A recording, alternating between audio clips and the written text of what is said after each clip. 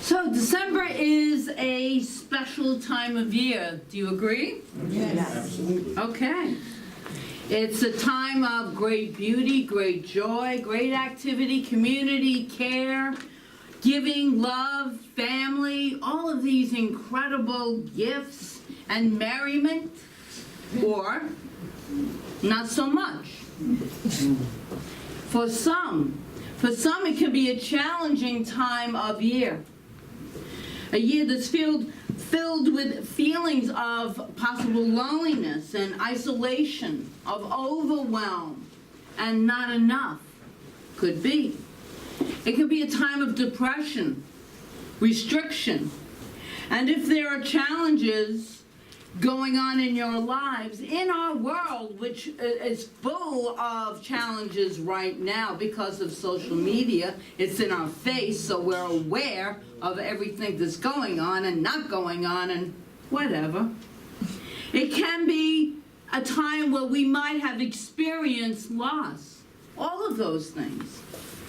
And I understand that, I truly do understand that. We've all been through these kinds of times in our lives.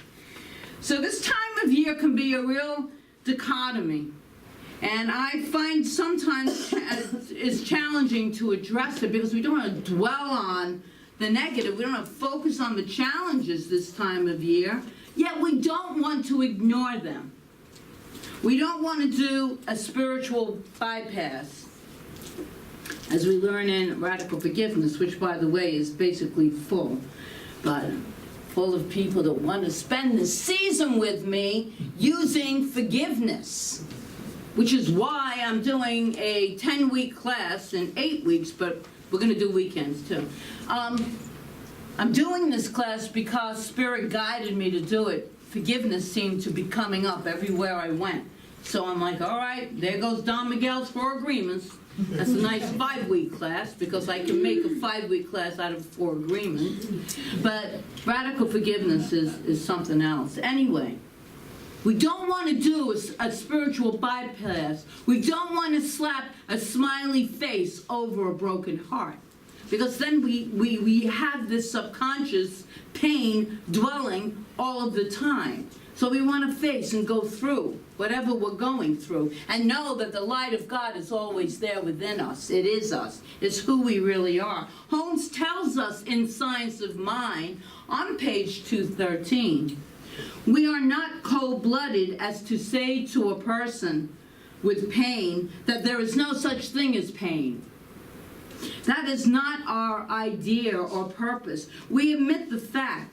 It is a quite different thing to admit its necessity. So Holmes is telling us, this is part of our human experience.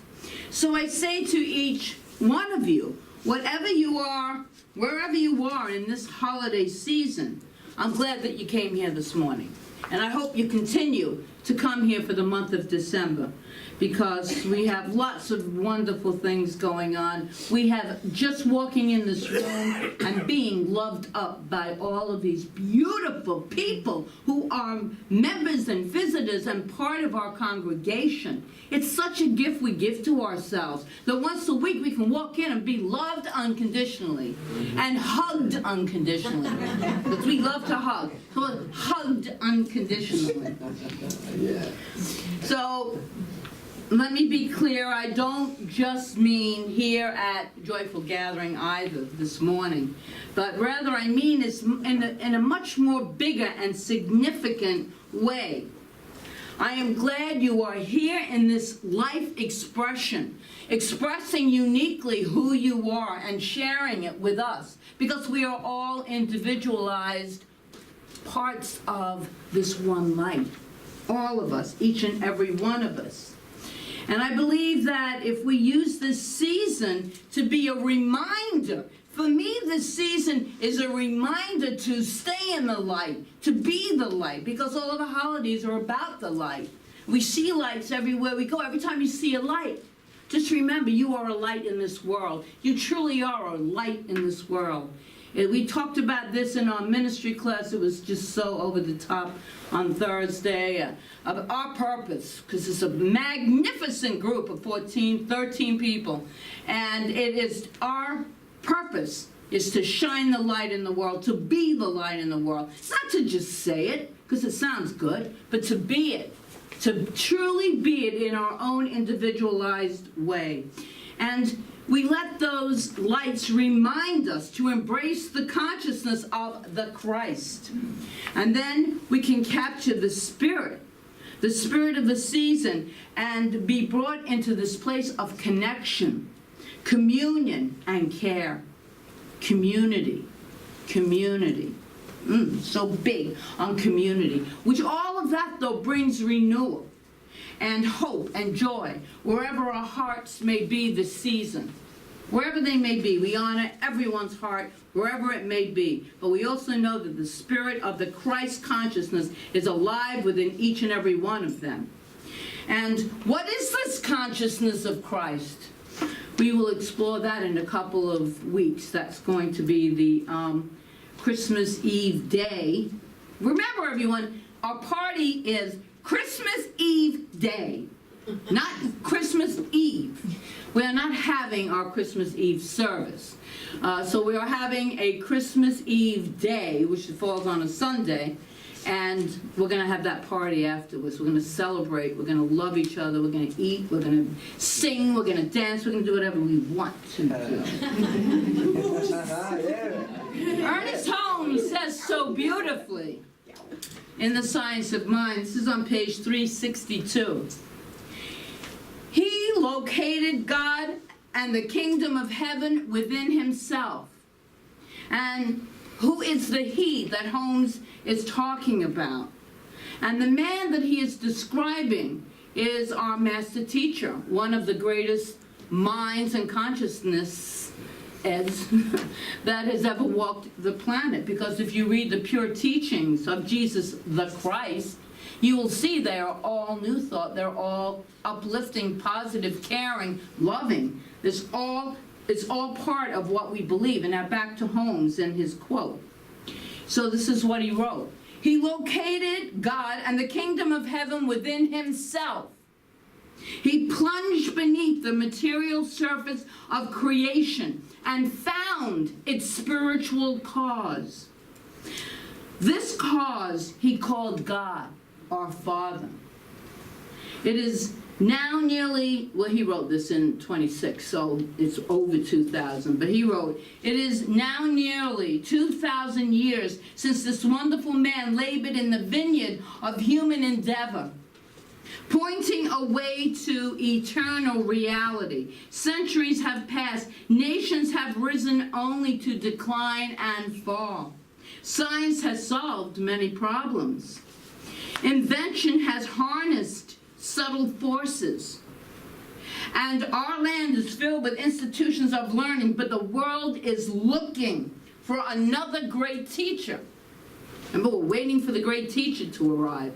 One who will again show us the way.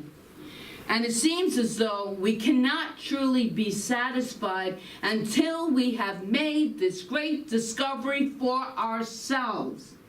But to how few has come this real truth, the realization that God is indwelling in the soul and the spirit of each one of us.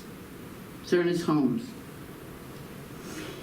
What we have been waiting for is already here, and it's already been here.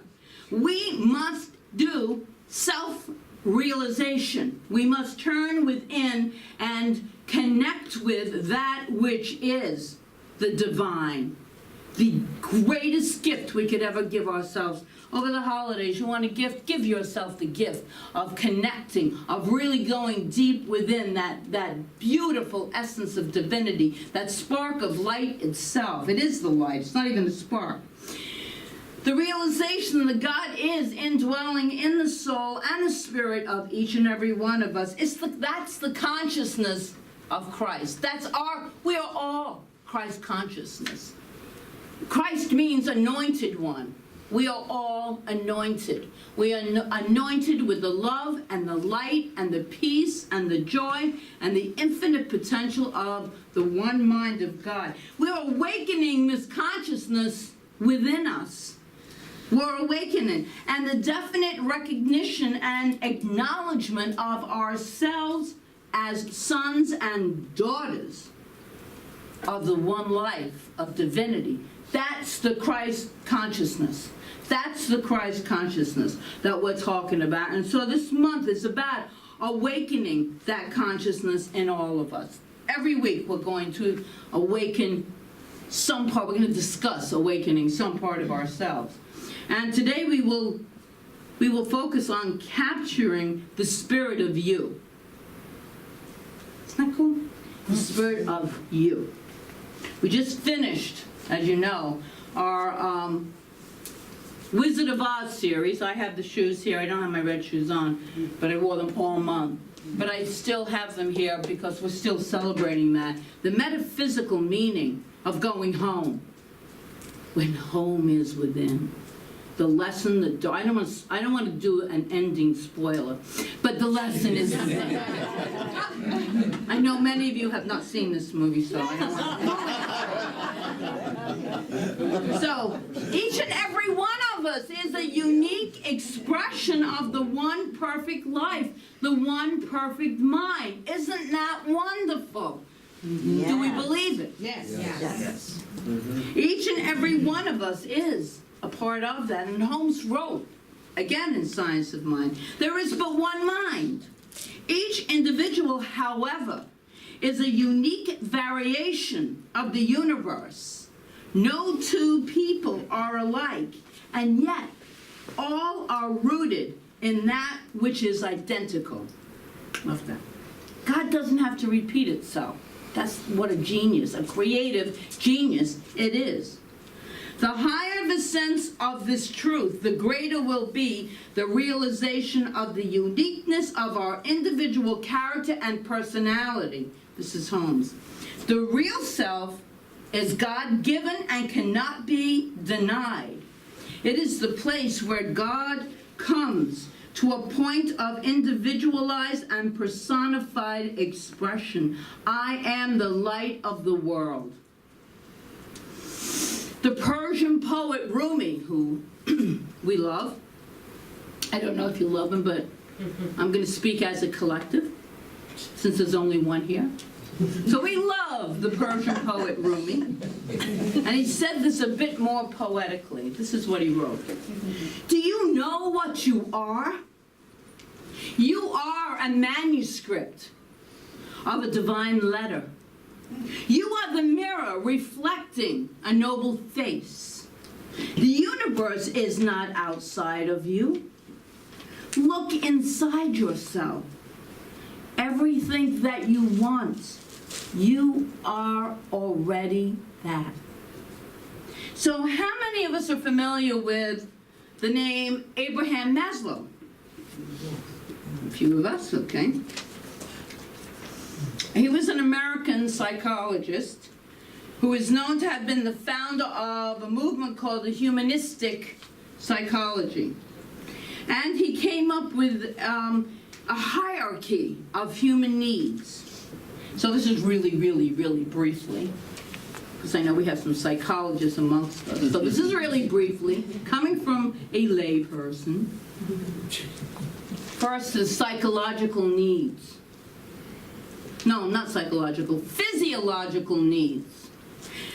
That which is needed for our survival. Air, water, food, clothing, shelter are all physiological needs. After those needs are met, we then have the safety needs, which include physical security, financial security, health, and well-being. And after the physiological and the safety needs are fulfilled, the third level of human needs involves feelings of belongingness through friendship, emotional intimacy, family, social groups, joyful gathering, etc. So the bottom line then is we need to love and to be loved. That is our third, in his third hierarchy. Next up the ladder is esteem. All humans have a need to feel respected. To me, that's love, respect. I got that from Don Miguel Ruiz when I couldn't really get a definition of love in my head. What is love? Human love. And it really means to be respected for who you are. That's what love means. So there are two versions of this esteem needs. A lower version of the esteem, which is the need for respect for others. From others, sorry. Respect from others. The higher version manifests itself as the need for self-respect. Do we respect ourselves, who we are? Fully respect ourselves. And finally, at least in his original hierarchy, it's self-actualization.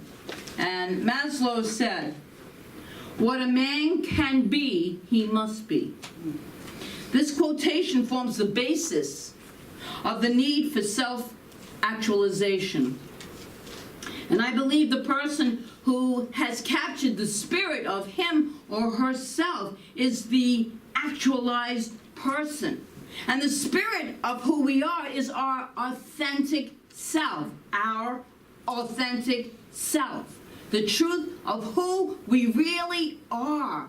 We were born with these beautiful personalities, and are we living and expressing them fully and completely?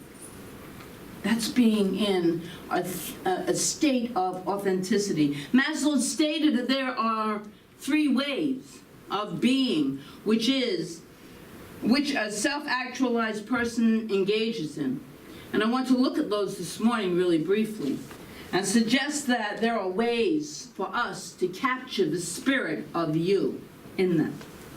The first is self-actualized people are independent of the opinions of others.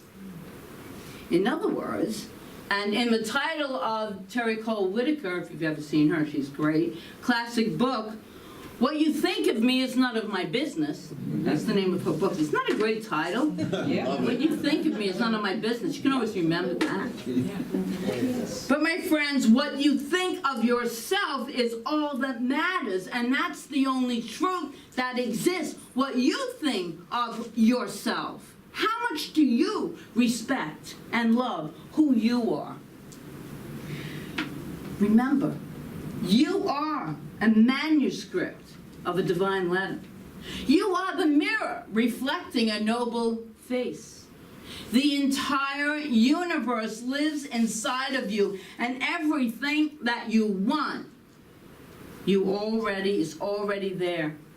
You are the place where God comes to a point of individualized and personified expression. You are the light of the world. So let's say that together.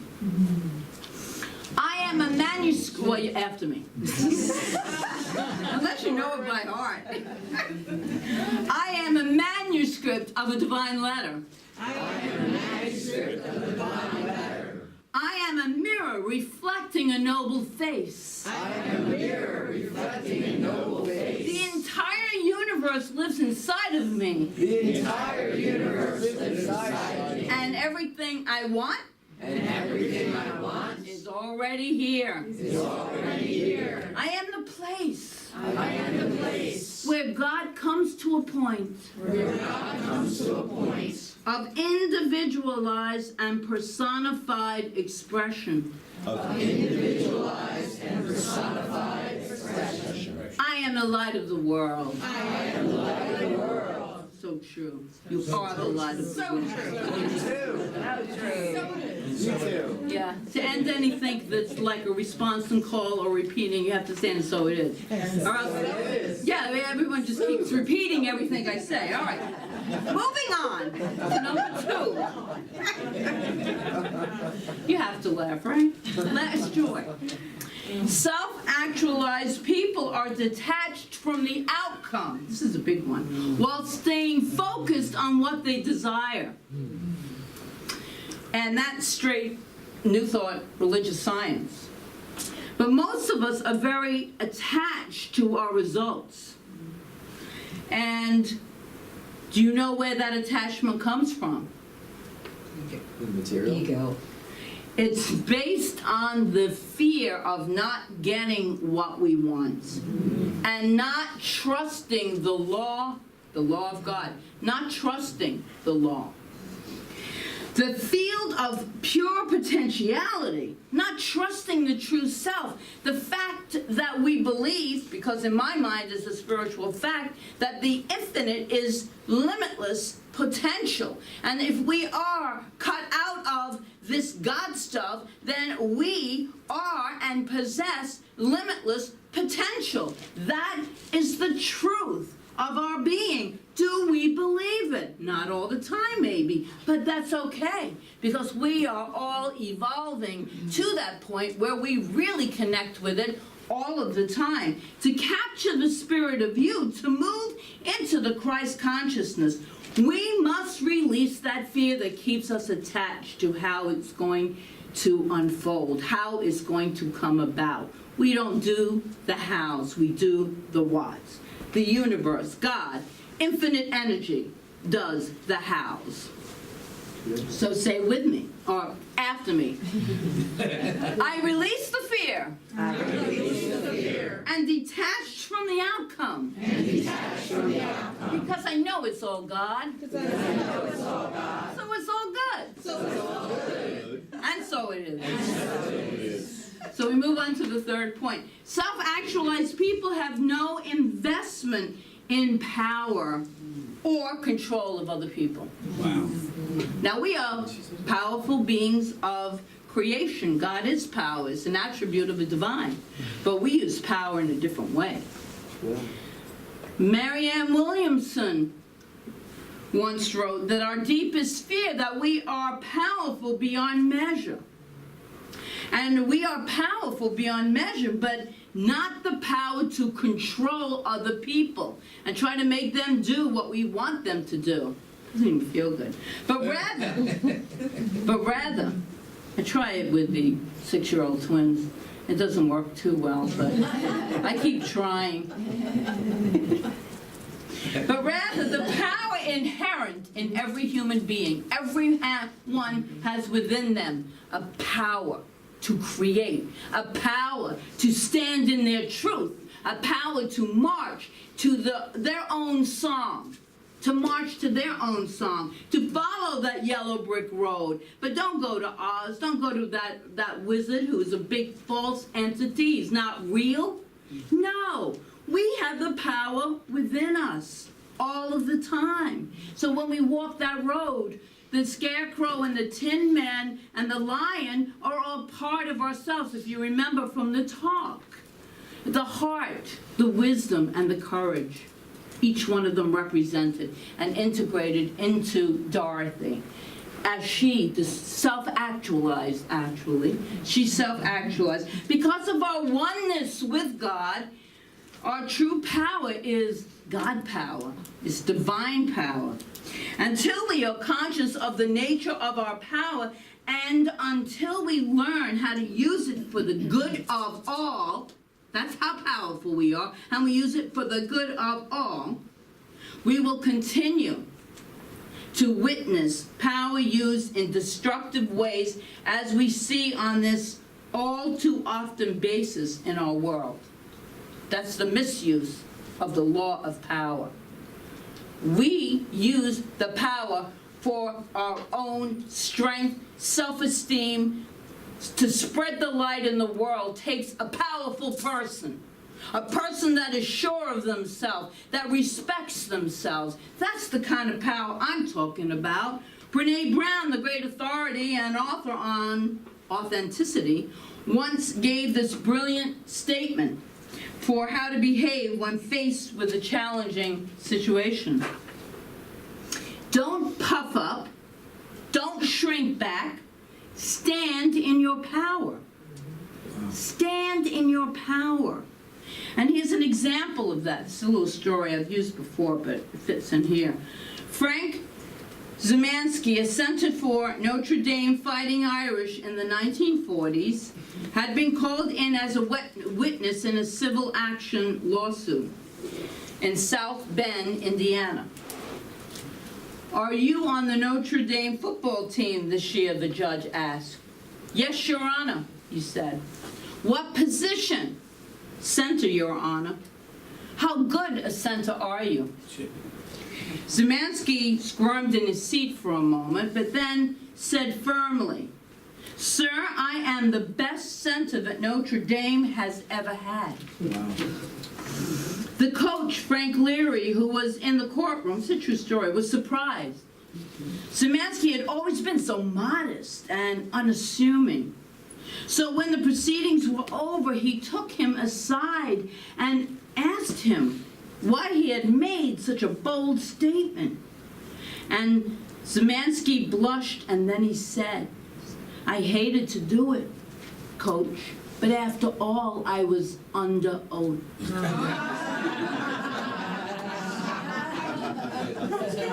So let's repeat this after me. "I stand in the power of God living through me and as me." I stand in the power of God living through me and as me. That's right. And so I believe that to be self-actualized is to capture the spirit of you. And to do that, first, we're independent of the opinion of others. What they say about you or me is none of my business. Really, none of my business. I am a manuscript. Oh, we're going to say this again. All right. First, be independent of others, okay? And then repeat this one once again after me because I love it so much. I am a manuscript of divine letter. I am a manuscript of divine letters. Take this in.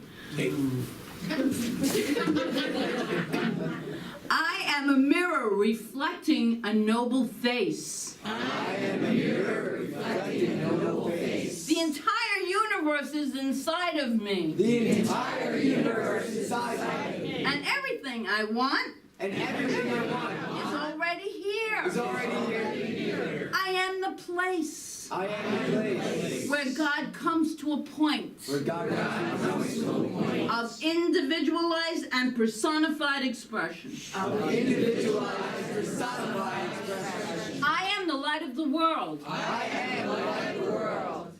Oh, just take a breath there. And the second part of this is then to be detached from the outcome. So, here we go again. Repeat after me. I release the fear I release the fear and detach from the outcome. and detach from the outcome. Because I know it's all God. Because I know it's all God. So I know it's all good. So I know it's all good. And finally, the third one was have no investment in power of or in control of other people. Get rid of that. It's a waste of time. It's a waste of time. It's a waste of energy. You have one person to control, and for me, that's more than enough. I have a very difficult time just doing that. Me too. So let's, you know what I'm saying? I do. So let's repeat this. I stand in the power of God, I stand in the power of God, living through me and as me. living through me and as me. And here's an interesting, I thought it was an interesting final note. In his later years, Maslow explored a little further dimension of needs while saying his own version of self-actualization was too narrow. He called the further dimension the dimension of transcendence, and said that the self finds its true actualization in giving itself to some higher goal outside of itself, in altruism and spirituality. And it is altruism and spirituality that we truly capture. That's how we capture the spirit of you, the spirit of me, of each and every one of us. An expression of the divine givingness the divine givingness of life to its creation. So let us really move into the concept and the actual truth of I am the light of the world. Because and let every light that you see, let every word of holiday greetings, let it ignite that thought, yes, I am the light of the world. I am the light of the world. There is no greater gift you can give to yourself this Christmas, this holiday season, however you celebrate the season of lights. You are the light of the world. And so it is.